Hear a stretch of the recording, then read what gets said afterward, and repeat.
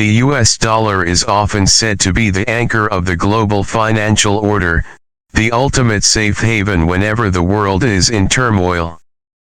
But if that remains true, why, during the same period, is the US issuing debt at a record pace, interest rates remaining persistently high, while people's purchasing power dwindles month after month?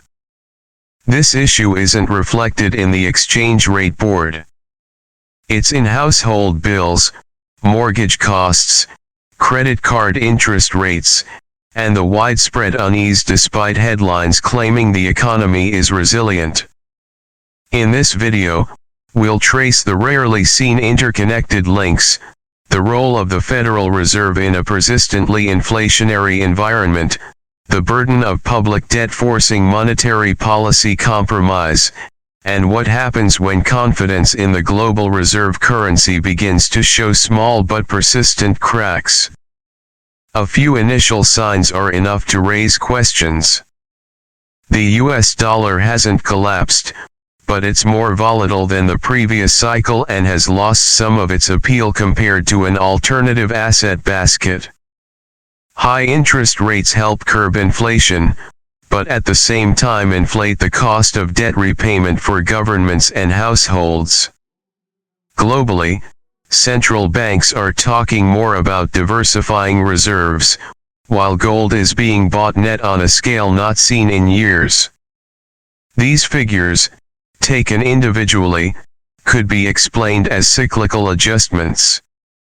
Taken together, they tell a different story, a system operating in a fragile equilibrium, where every central bank decision has a cost on the other side of the economy. At the policy level, the story on the surface sounds plausible. The Fed must keep interest rates high enough to prevent inflation from returning. The labor market is still creating jobs. Growth hasn't broken. But beneath that surface, the allocation pressures are shifting. Higher capital costs aren't evenly distributed. It places the burden on borrowers, small businesses, and the public budget, while the benefits of price stability arrive more slowly in daily life. Will the USD lose its crown overnight? More importantly, if monetary confidence is no longer absolute, if the Fed is caught between inflation, fiscal stability, and public debt, where will that pressure spread first, the market, the budget, or the consumer behavior of millions of households? On the surface, the story of the USD and US monetary policy is still told in a familiar pattern. Inflation has cooled from its peak. The labor market is still creating jobs. Growth has not broken. In that picture, the USD is seen as a pillar of stability, no longer too strong to stifle exports, nor too weak to threaten its role as the global currency. Overall inflation has fallen from its peak, partly reflecting the impact of the previous series of aggressive interest rate hikes. The labor market continues to show considerable resilience, with unemployment remaining relatively low by historical standards. Nominal consumption has not collapsed, and GDP continues to grow, albeit at an uneven pace across quarters. The role of the Federal Reserve is described as a difficult but manageable balancing act. High interest rates are seen as a necessary measure to protect the purchasing power of the currency. The policy of keeping interest rates high enough for a long enough time is framed as a disciplinary measure to bolster monetary credibility after the inflation shock. The US dollar, therefore, remains perceived as a relatively safe haven in a world of uncertainty. On a global level, the surface picture is further reinforced by comparisons. Europe grapples with low growth and energy risks. Several emerging economies are under pressure from exchange rates and capital flows. In this context, The U.S. stands out due to its size, the depth of its financial markets, and its ability to absorb shocks. The U.S. dollar doesn't need to be excessively strong to maintain its position, it just needs to be more stable than the rest. This narrative sounds plausible because it aligns with traditional economic models. Falling inflation signals that policy is working. High interest rates reflect a serious commitment to protecting price stability.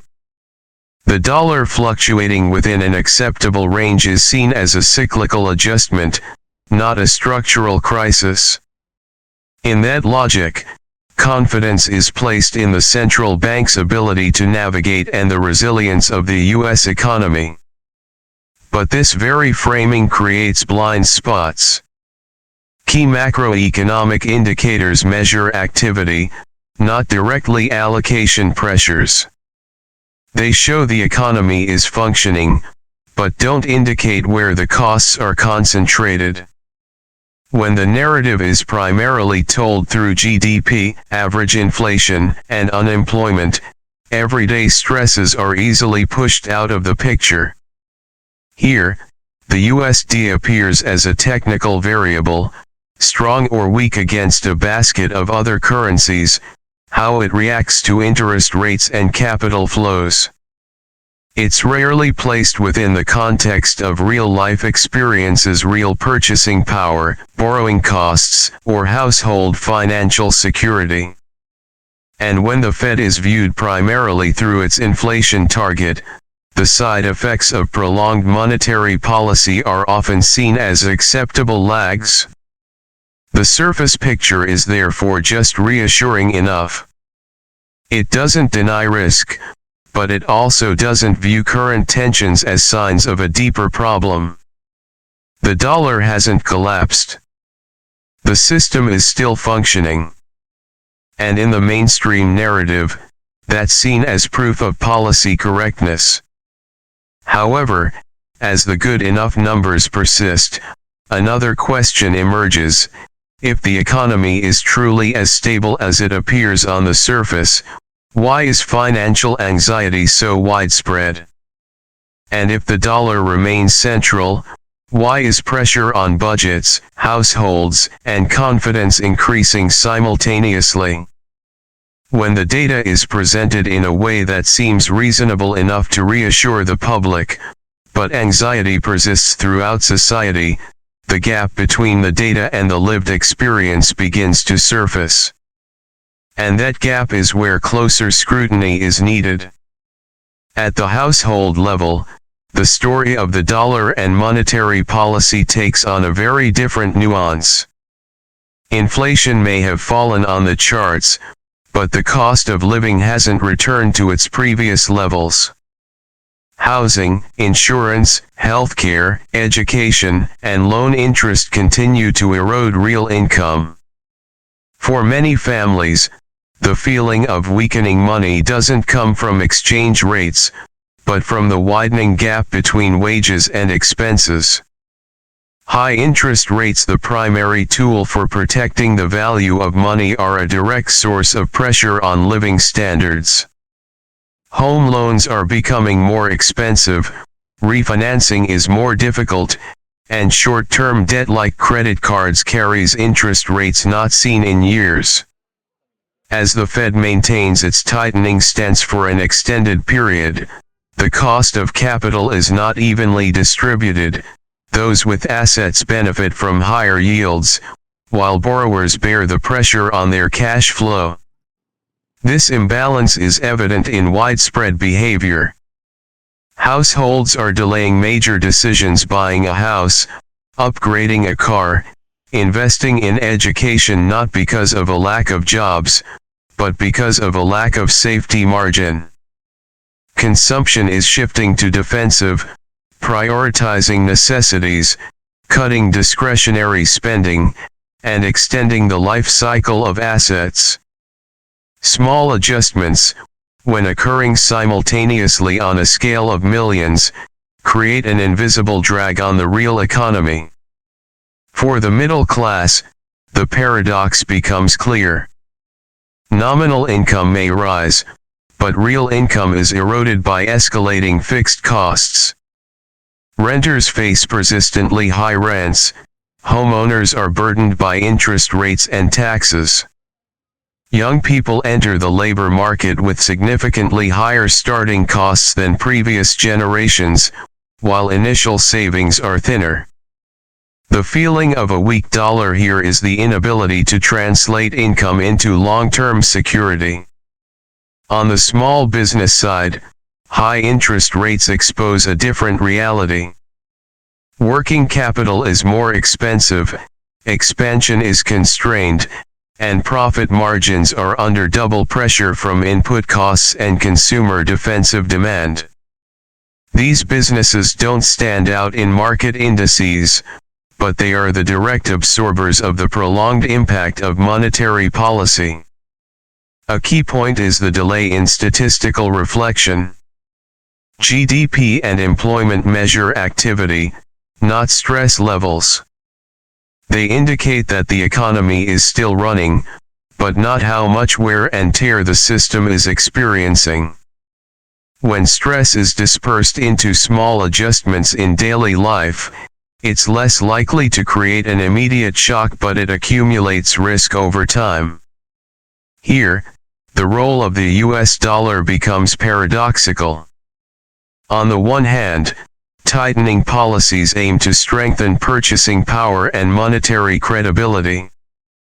On the other hand, the cost of that strengthening is passed on to present-day living, undermining the sense of financial security. The currency may stabilize in international markets, but intrinsic confidence, the belief that today's income is sufficient for tomorrow, is eroded. The discrepancy between data and reality is therefore not a random phenomenon. It is the result of an allocative mechanism. Policies are designed to stabilize the macroeconomic system, but their impact is uneven across different groups in the economy. When these pressures persist, the question is no longer how individuals have spent, but how the system is forcing them to adjust. This discrepancy is not the result of isolated individual choices. It is formed from the mechanisms operating behind policy, where pressures are distributed subtly but simultaneously. To understand why the gap between data and reality is widening, we need to move beyond superficial phenomena and look at the system's underlying structure. At the heart of that structure is the Federal Reserve, with a familiar set of tools but a completely different environment than in previous cycles. The issue isn't whether the Fed is right or wrong, but rather that the space for choice is shrinking simultaneously from multiple sides. The first link is inflation, which is more persistent than expected. After the initial shock, inflation didn't disappear as quickly as models had predicted. Part of the pressure comes from services, housing, and labor costs components that react slowly to interest rates. This forces the Fed to maintain its tightening stance longer, not only to bring inflation down, but to protect monetary credibility, the message that the purchasing power of the USD will not be sacrificed for short-term growth. But that policy immediately clashes with the second link, public debt. For years, the US has been accustomed to a low-interest rate environment, where government borrowing costs were comfortably compressed. When interest rates remain high, the debt structure becomes more sensitive. Each reissue of bonds carries higher interest rates, inflating the budget's interest payment obligations. This pressure doesn't need to create an immediate crisis to be dangerous. It acts as a drag, narrowing fiscal space and indirectly burdening monetary policy. Here, the Fed faces a paradox. Keeping interest rates high strengthens the dollar and curbs inflation, but simultaneously increases the cost of financing for the government and the entire system. Lowering interest rates could reduce debt pressure in the short term, but risks inflation expectations and monetary credibility. This stuck isn't a misguided choice, but rather the result of a structure where policy objectives begin to conflict. The third link is financial stability. After years of financialization, the system relies heavily on low capital costs. As interest rates rise rapidly and remain high, underlying weaknesses emerge, asset valuations come under pressure, leveraged business models are challenged, and interest rate-sensitive areas from commercial real estate to consumer credit begin to signal strain. The Fed, in its role as stabilizer, cannot ignore these risks. It is at the intersection of three links: inflation, public debt, and financial stability that the role of the USD becomes complicated. A nominally strong currency can attract capital and maintain its global position, but that strength comes with an intrinsic cost. It tightens financial conditions, increases the debt burden, and amplifies allocation imbalances. The USD is not weak in the sense of collapse, but it is drawn into a more strained role, both a stabilizing tool and a source of pressure. Another often overlooked factor is the lag. The impact of monetary policy is not immediate. Today's high interest rates may only show their full consequences after several quarters, or even years. During that time, the system continues to operate, but with increasing wear and tear. By the time indicators begin to clearly reflect the strain, the room for adjustment is usually much narrower than when the policy was established. Finally, we need to look at the global context. The position of the US dollar allows the US to prolong this fragile equilibrium longer than other economies. But that very privilege also makes the risks harder to identify. When pressure is dispersed through international capital flows and global financial markets, it doesn't disappear, it just shifts location and accumulates in a less conspicuous way. When these links are under pressure for an extended period, the pressure no longer remains at the center of policy. It begins to spread outward, into daily economic life, and leaves behind more subtle risks. When monetary policy remains under prolonged stress, the impact doesn't stop at inflation or exchange rates. Pressure begins to spread through less noticeable channels, from households to small businesses, from local budgets to the credit system, and back to the financial center in the form of confidence risk. At the community level, high capital costs and defensive consumption create a negative feedback loop. Small businesses, the backbone of many regions, face weaker demand while financing costs rise. Jobs aren't collapsing en masse, but hiring is slowing, hours are being cut, and expansion investment is being delayed. These adjustments are unlikely to make headlines, but they are eroding the local economic foundation in a persistent way. Further pressure is emerging within the credit system. As households rely more heavily on short-term debt to cover living expenses, credit quality is deteriorating. Delay rates are rising first in less noticed segments: credit cards, consumer loans, small loans, before spreading to larger areas. This isn't a 2008-style shock, but rather a fragmented accumulation of risk, difficult to identify simply by looking at aggregate indicators. In this context, the global role of the USD creates another paradox. International capital flows into the USD and US assets help maintain liquidity and mitigate short-term stress. However, at the same time, they push asset prices higher relative to real income, widening the gap between markets and living standards. The benefits of a global currency position are concentrated in financial centers, while the costs spread throughout society. An often downplayed risk is the shift in long-term behavior. As financial insecurity persists, people adjust their expectations. Defensive saving becomes the norm, not a temporary option. Long-term decisions starting a family, buying a home, investing in education are delayed or scaled back. These behaviors don't immediately reflect in GDP, but they shape growth trajectories for years to come. It's also important to consider the invisible groups in statistics. Long-term renters face pressure from high rents without assets to protect themselves. Self-employed workers and the gig economy lack safety nets as the cost of capital rises.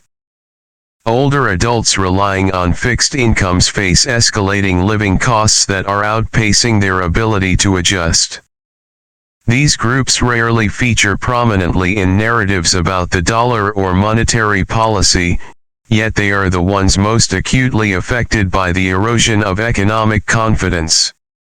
At a systemic level, the risk isn't a single breaking point, but a confluence.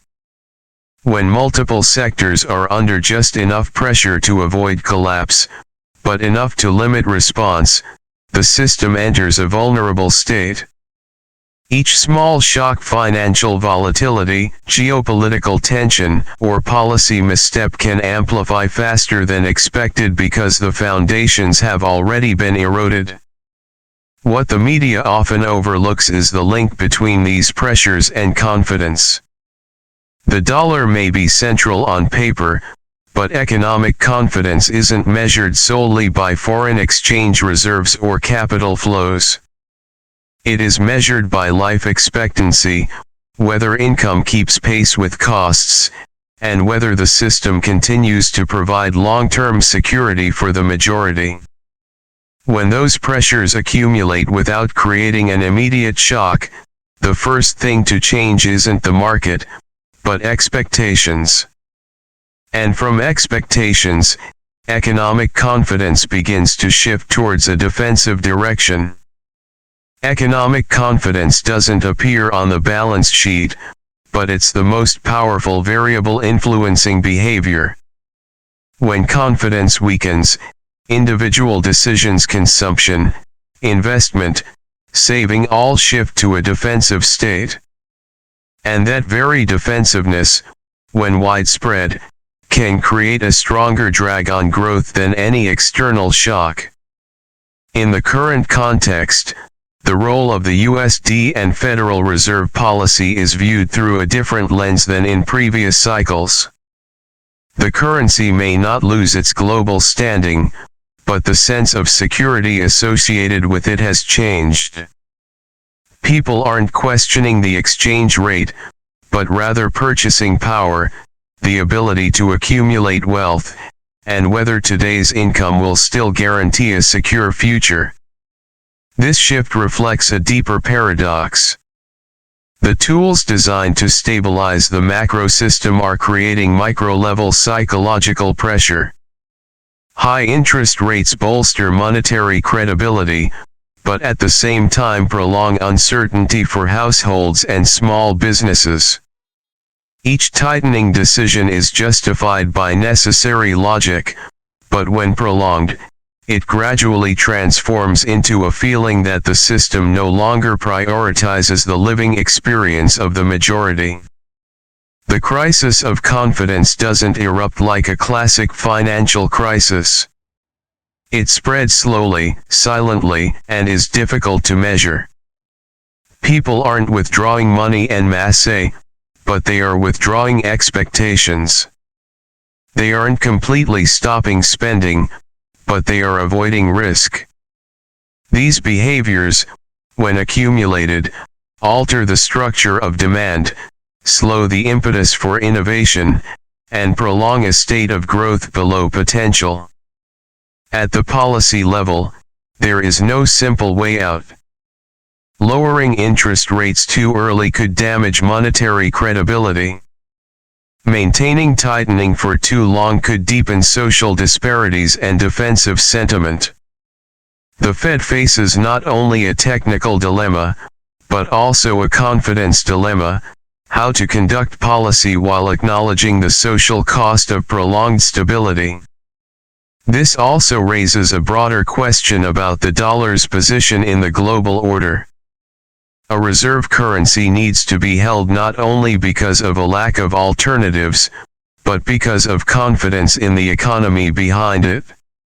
When internal confidence weakens, its global role may still exist, but with increasing strain demanding that policy pay a higher price to maintain it. There are no predictions of a collapse date, nor are there absolute conclusions. What is happening resembles a transitional phase, where the system remains stable, but social and psychological foundations are under pressure. The dollar may continue to play a central role, but the more important question is, how and for how long are the social costs of maintaining that role being distributed? The ultimate issue is not whether the currency is strong or weak on the exchange rate board, but how long this system can maintain social trust. When trust becomes the most fragile variable, any superficial stability comes with a silent price.